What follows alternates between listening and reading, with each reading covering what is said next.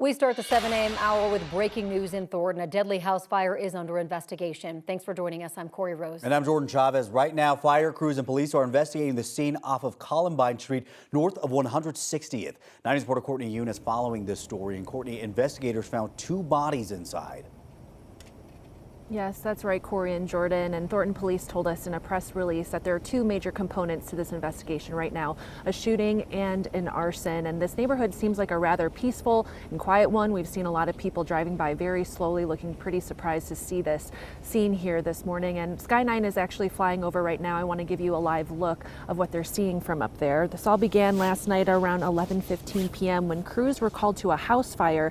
The house is on Columbine Street in Thornton, north of 160th. Once crews got inside of the home, officers and firefighters found 2 people dead, a 58-year-old woman and a 55-year-old man. Both had gunshot wounds. Fire investigators also say this house fire was set on purpose. They're still trying to figure out the cause and what happened leading up to the fire. Right now, the Adams County Coroner's Office is figuring out the official cause and manner of death of both people. Police say that there's no ongoing threat to the community, and investigators do not believe anyone else was inside the home when all of this happened. The fire was contained to one home and was put out before midnight last night. And there's a number on your screen right now. Thornton police are asking anyone with information to give them a call. That number is 720-977-5069. Live in Thornton, Courtney Yoon, 9 News. Courtney, thank you. Let's now get a check of the forecast with senior meteorologist Chris Bianchi. Good morning. Good morning, Corey. And yes, it looks beautiful out there. Sun-splashed skies. This is the view from Lookout Mountain right now. Golden off in the distance. And you can see just that nice start to our day. Right now, 20s, Eastern Plains, a lot of teens for us in the mountains. We're heading up to 63 sun-splashed light wind days, light winds in terms of today's forecast for us here across the Denver area. And temperatures about 15 degrees warmer than yesterday.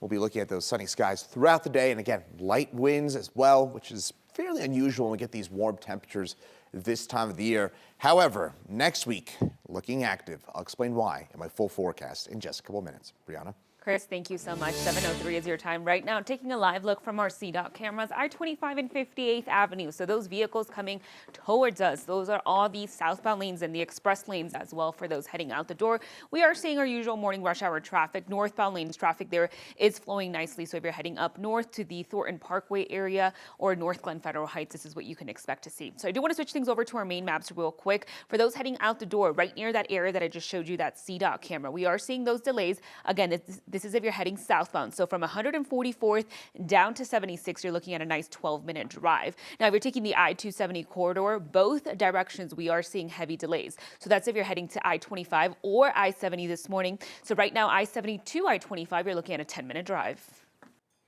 Brianna, thank you. New body camera video obtained by 9 News Investigates shows Denver SWAT officers entering the wrong apartment. It's at the center of a new lawsuit filed against Denver police. We do want to warn you, it's hard to watch. Okay, it's the police. We're with your grandma. You guys are fine, okay? We just want to make sure you're okay. You guys can play right here, all right? I'm going to get your grandma. No, we're not going to hurt you. Get grandma. No, grandma's coming back. Officers were trying to find and arrest a man in June of 2023, but they ended up at the wrong apartment door. Inside were 3 women and 2 little girls who had nothing to do with the investigation. Attorneys say police detained the family in a car for a significant time as they looked for that man. The lawsuit accuses officers of also trying to cover up their mistake in the reports.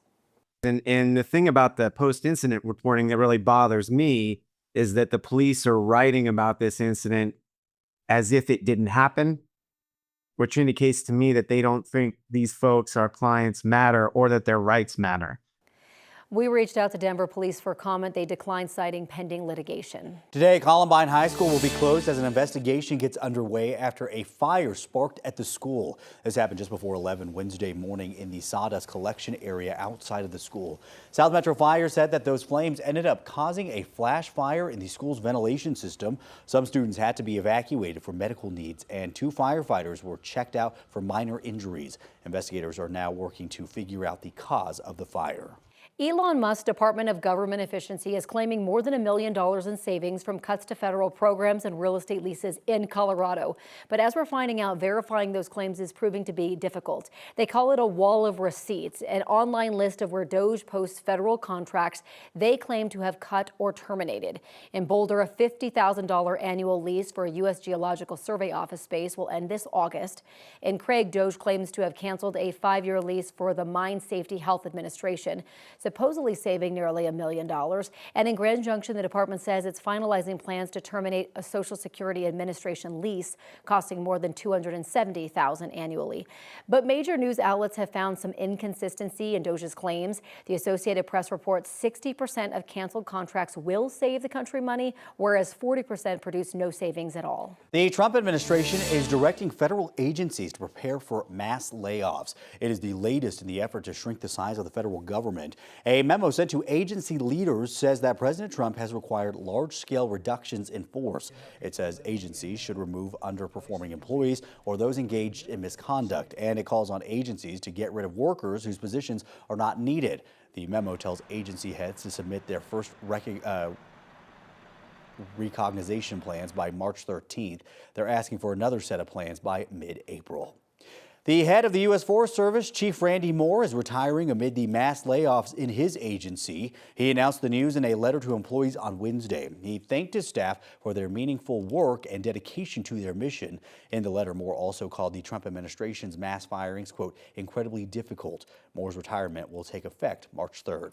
The Pentagon plans to kick out transgender service members under a new policy. The official guidance was made public in a court filing on Wednesday as part of an ongoing lawsuit over a Donald Trump executive order. The memo outlining the policy says any service member who has a history of or exhibits symptoms of gender dysmorphia will be released from service. According to the Department of Defense policy, they only recognize 2 sexes that are unchanging during a person's life. All right, let's give you a live look at the White House this morning, where British Prime Minister Keir Starmer will meet with President Trump later today. This comes the week after Trump sent shockwaves through Europe with comments that he made regarding Ukraine. He said Europeans must take responsibility for their own security and appeared to side with Russian President Vladimir Putin. Now Starmer is looking for security guarantees for Ukraine following an eventual peace deal. New this morning, we're learning that Chief Supreme Court Justice John Roberts paused the deadline for the Trump administration to restart $2 billion in foreign aid payments. This comes after the Trump administration filed an emergency appeal to the Supreme Court over U.S. aid funding just hours before last night's deadline was set to take effect. A group of nonprofits and contractors had sued over the Trump administration's freezing of U.S. aid funds. In a temporary restraining order issued earlier this month, a U.S. district judge directed the State Department and USAID to restore funding for contracts that predated the Trump administration. But the nonprofits and contractors who challenged the funding freeze complained that the government was slow to fulfill its obligations. That prompted the judge to order the payments to resume by midnight last night. In a separate earlier court filing yesterday, the Trump administration said it's terminating more than 90% of USAID foreign aid awards.